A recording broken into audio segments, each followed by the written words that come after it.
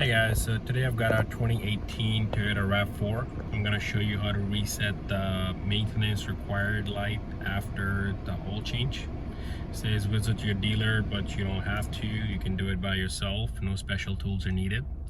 So all we're going to do is use these buttons right here: left, right, up, down, enter, and the back. So first we're going to press the back button. Then we're going to press this right button and keep on going right till you go to the gear menu. Then press down, vehicle settings, schedule maintenance. Up, press enter, and it's been reset. And then press the back button right here to get back to the regular menu, and left to back to wherever you want to use the compass or Bluetooth or whatever. Alright, so pretty easy to do. You can always confirm by turning the car off and starting it back again, and the message should not appear anymore.